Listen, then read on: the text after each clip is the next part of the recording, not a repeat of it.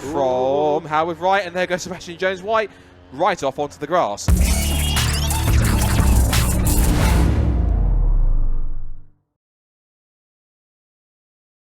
Hello and welcome back to another video. It is round 2 at Snetterton for the 2026 Classic 2 Severe Racing Championship. Now, if you watched the last video, you may know that we had a fairly good finish of 6th place, but, and it's a big but, we had no power going around left-hand corners, or we had power, but when we weren't on left-hand corners, there was an electrical fault of some sort that kept cutting the power from the car. So we had about 3 hours to sort of go over the car and find the issue. So we checked everything to do with the electrics, every single wire, every earth, every both HT, both HT leads, the coil, the lumination, the magic eye. Everything that could possibly be causing an issue, and we couldn't find anything. Every time we tested the system, everything worked absolutely perfectly. The only thing we could think of, which was actually suggested by Steve Walford, who's another driver from a different team, he said, oh, sometimes you get issues with the battery isolator, which I know about. They can sometimes cause issues, but normally you could diagnose them. We couldn't. So as a last-ditch effort, what we did is we took a battery isolator switch kindly donated by Steve Alford and stuck that in the car and just crossed our fingers and hoped that that issue was sorted. So we head into race 2 with our fingers crossed, essentially, just hoping that things were going to be sorted. Little did I know that we were going to have some bigger issues. We're sitting all the way down in 11th, which is going to be a really, really difficult fight because we're right in that mid-pack I spoke about last race that you really just don't want to be in because it's just attack, attack, attack.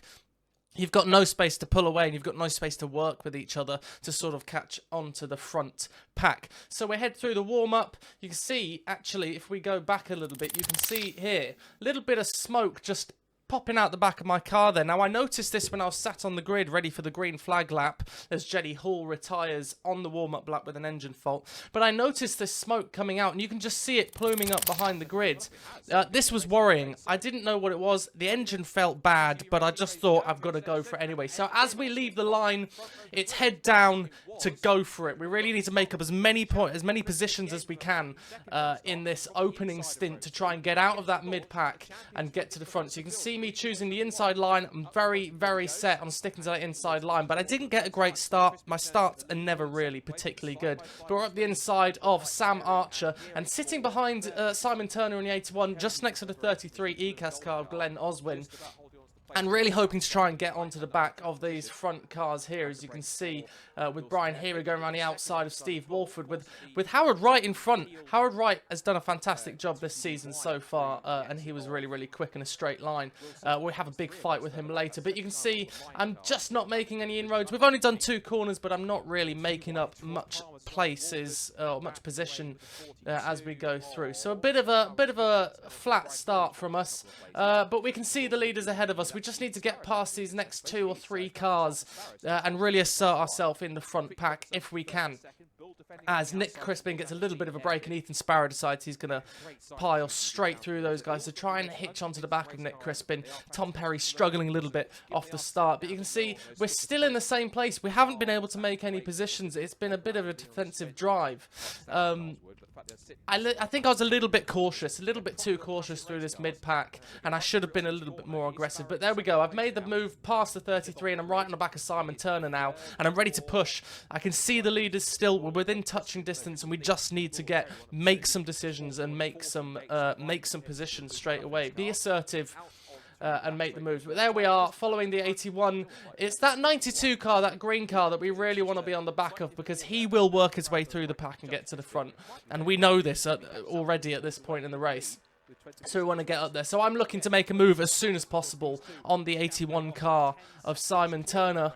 And I get a little bit of a draft. You can see the 92 going up the inside of Howard Wright, and I'm sort of looking around the outside of Simon Turner, and I decide I'm going to go for it. And then I run out of room, and I get squeezed to the inside, and all my momentum is gone. And now I'm about to get attacked by the 33 car behind me as he decides to go around the outside. And then I've got Sam Archer as well right behind me. I think that's Sam Archer. It might be David O'Keefe, actually. It's Sam Archer, yeah, right behind me. So I'm now gone from attacking and trying to make that move to defending. And you can see now the gap to that 92 car from me, where I wanted to be, is about 6-7 seconds already, or maybe a bit less, maybe 4 or 5 seconds. But we should be behind that green and blue car, and we're just not. But nevertheless, I made a mistake. I'm a little bit too eager. It's time to get my head down again and try and pull away from these cars behind me, because I felt good. The engine felt good despite the smoking at this point. The engine felt pretty good. And no cutting out round the corners, which is fantastic. So we've managed to stay on, or get a little bit closer to Simon Turner there as the leaders head through. But there we go. It's taken us a lap. We've gapped the 33 car a little bit, but not as much as we wanted. And it was about this time of the race that I started feeling like I wasn't getting full throttle or something like that. It's almost like the engine didn't really want to rev as much as it was in the opening lap, because the opening lap the engine felt really solid. And I was sort of monitoring this smoking issue, which you can only actually see when you get onto the throttle initially, but it was worsening just a little bit. So I had that in the back of my mind. We're already in the race, though. It's only 20 minutes. If the engine goes, the engine goes. But we've got to get head down and just go for it. So deal with what we can. As we head down the back straight, the leaders have pulled a big gap now. And I'm really eager to try and get past Simon Turner and Howard Wright. As Simon Turner actually looks down the inside of Howard Wright, just in the background there, you couldn't quite see that as they focus on the leaders. It's a pretty tight gaggle there, but that's where we wanted to be, and that's where we are. We managed to follow Simon Turner through past Howard Wright, which is fantastic, and now we're right on the back of Simon. So if we can work with Simon and push him, bump draft him down the straights, that would be really key. But hopefully we've got the power to do that as the rest of the field pile on through. And there we go. I've made a move past Simon Turner, and I'm desperately waving my hands behind to tell him, push us down a straight, push us down a straight. We can still catch these guys because they're fighting at the moment. They haven't quite settled into a rhythm yet, and I'm telling him, push.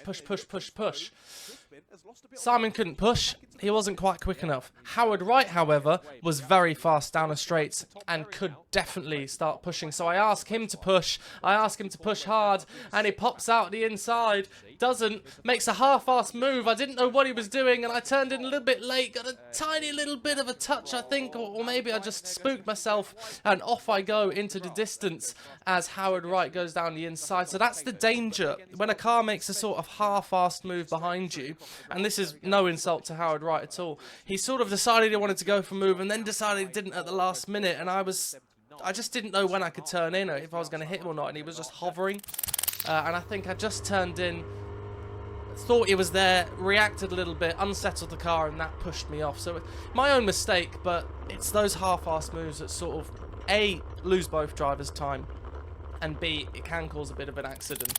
So unfortunately, spooked a little bit by Howard Wright there, who, in my opinion, really should have pushed me there, because he definitely had the straight line speed. He didn't quite have the cornering speed, as you can see, as it instantly gets repassed by Simon Turner. But if he could just stick behind me through the corners, push me down a straight, we probably could have made some inroads on the leaders and possibly caught them back up again. So that's 2 laps down. Now it's this lap that I start facing some issues. I don't think they were caused by me going off, but the engine felt very flat now. So I've gone from being able to sort of attack, get through, and then possibly pull away through the corners to really just having to do everything on the corners and being a bit sort of stuck down the straights. And these are the midfield cars, so there's a big difference on the straight line speed from the leaders and the midfield cars. There's a few mile an hour. If I'm struggling to stick with these midfield cars, then I would have had no chance at the front. It would have been good to get to the front, but we wouldn't have been able to stay there with the issues that we're now facing. And this started compounding every single lap. Just got a little flatter, till you'll see towards the end of the race, we were really just fighting to stay alive. As the 33 ECAS car retires. Now, you may have seen earlier in the lap, me and the 33 were side by side. 3 abreast through Coram. So me and the 33 car of Glenn Osling were side by side going through Hamilton. I was up the inside. I thought I gave him enough room on the outside. He came across a little bit in my opinion, but at the end of the race. I got penalised for it, so it must have been my fault. The contact between the two of us gave him a puncture, and unfortunately 33 of Glenn Oswin had to retire, which at the time I was a bit ignorant to, but in hindsight, that does suck, but that is racing, unfortunately. As you can see, we've got to the front of that pack again, but we're just going to start getting swamped every single lap from this point. So it's a bit more fun just to watch the front runners get away from it all. Steve Walford now looking down the inside of Andrew Bull for third position. These guys need to stop fighting, really, because they're going to start losing to those leaders if they keep fighting. But there's our pack starting to lose time as Howard Wright has another look, but he's just not quick enough into the braking zones around the corners, really. So I managed to defend that. And here's the pack behind. There's my teammate Robert Dawson getting followed by Chris Yates, and you had Sam Archer and David O'Keefe, who'd come all the way from the back of the grid, worked his way through the pack. But here's the leaders again. Now they need to stop fighting, and as you can see, there's a little bit of a gap which is going to get closed up by the slipstream. That is how strong the slipstream is, especially when you've got a slightly weaker engine. Steve Walford getting passed by not just Andrew Bull, but also Tom Perry as well. And it was almost Brian Heary having a look at him as well. But Crispin and Sparrow, as the commentators are saying, just going to extend the gap from here on.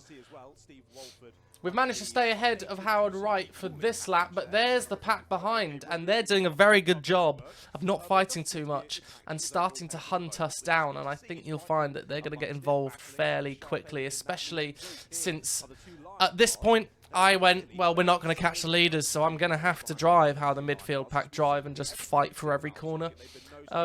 Which, when you sort of resign into that mindset, it's quite a bit of fun, and you can go, okay, well, we can have a bit of a scrap here. But I was very wary of Howard Wright behind me at this point, as I knew that he was going to go for it at every opportunity he could. He was not willing to push and not willing to help out this race at all. Which each to their own, fair enough. You may have noticed my car and Howard Wright's car have exactly the same livery, but with different colours, and that's because I used to have the same blue and white and red as the car behind, which used to be my good friends the Peretti's car until they moved on to other racing. And obviously there's Rob with the same livery as well, but in black and gold, as he gets a little bit sideways on entry to the first corner and has to scrub off a lot of speed. And now he's got Chris Yates around the outside of him. But you can see that pack starting to catch us. Tom Perry pushing hard under the bridge there, and he's closed the gap a little bit to Ethan Sparrow. He's just got to get into that slipstream, get into that draft properly. As here we go, I've decided I'm going to sit behind Howard Wright. And you can see the gap to me and Howard Wright, even down a whole straight of drafting. Just couldn't keep up with him, and Robert Dawson was struggling as well with the same sort of issues. We just didn't quite have the power that we'd normally have. As he now gets attacked by Chris Yates, leaves the door open and has to hold it round the outside, and that's Chris Yates up the inside of Robert Dawson. And there are the two line cars now right on the back of us. David O'Keefe and Sam Archer have joined in now. We don't have two cars to defend from, we have four. And now that group is starting to close up once again as Ethan Sparrow's starting to think about what he wants to do. Tom Perry's starting to think about what he wants to do, but it's a long wait to the next pack. And it's 3 wide, and I'm sitting there behind him deciding whether I want to make it 4 wide. I don't, but I go down the inside of the two, and I have to bail out because Simon Turner just didn't quite see me. He didn't have the room on the outside either to give me any space, and I had to bail out of that. But luckily, I managed to stay ahead of Howard Wright. But amazingly, David O'Keefe has managed to get past all of us, and he now heads the pack as I'm sort of checking my mirrors here, there, and everywhere, whilst also deciding, do I want to attack? Do I want to try and pass and get on the back of David O'Keefe? And I think I've decided, you know what? Yeah, I want to be on the back of David O'Keefe. He's clearly quicker. So I'm sort of jostling for position, trying to make Simon Turner think about things whilst defending from Howard Wright. I keep it around the outside, and that introduces Sam Archer as he gets past Howard Wright. He's now going to be behind me. Is he able to push me down the straights so I can get a little bit of a run on Simon Turner and get onto the back of David O'Keefe? And we're heading now down into turn 1. I've got Howard right on the back of me now as Sam didn't manage to get the overlap. Howard turns in, defending from Sam Archer, but he gets all crossed up. He's sideways and across he goes into the grass, kicking up all the dust, and he couldn't quite hold it and spins out, and that's Howard Wright's race over. Just look how close this was for Howard Wright. Oh, big moment, and he's gone. Almost wiping out Sam Archer.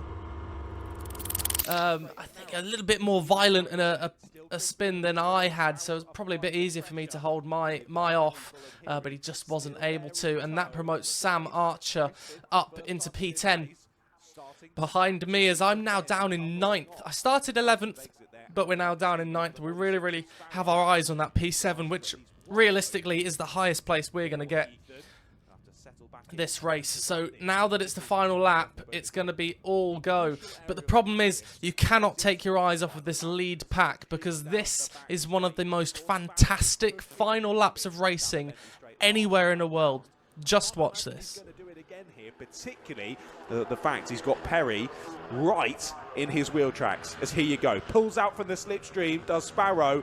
This race is on, ladies and gentlemen, as we head down into Brundle and Nelson. To the inside line, then goes Sparrow, and he's going to get the push from Perry as well as we go down into the braking zone. Criskin is going to get hung out to dry here on the outside line. To the lead goes Sparrow, and side by side for second place. This will put Perry on the outside line. Then for the right-hander, Crispin holds P2, but can he get a good enough exit here to challenge for the lead again? Sparrow got very sideways to the Brundle, but managed to hold it pretty well, and Crispin wants his lead back as he goes through the bomb hole. Tries to go around the outside, it might be the door open for Bull, who gets back into this. Here he's up to 4th position. Perry's been shuffled back to 5th somehow. He's going up the inside, and Bull wants to get the lead, possibly. Round the outside goes Crispin of both of them, and there goes Bull trying to get the lead now, side by side in towards Coram Corner. Bull could go to the front here. He gets himself in the right position. Here he goes up the inside as well as Crispin. Crispin back up the inside. Bull holds on to it. The checker flag inside. There's contact, and Bull gets his nose in front. He was 4th in a couple of seconds back at one point, but it's going to be a drag race, side by side, side draw. Crispin versus Bull. Get the photos out. It could be a photo finish. Here they come to a line. It's going to be Bull or Crispin. Who's it going to be? Side by side at the line. Who's it going to be? Oh, Bull got it. Fantastic. Andrew Bull steals it on the line on the final lap of the race. But here's our fight. I've managed to get right behind David O'Keefe. I have a look down the inside. I managed to overlap him slightly, but now I've got David O'Keefe's teammate behind me. Who's he going to choose to push? Looks like he's sticking behind me. Is he going to give me a shove? No, he chooses David O'Keefe.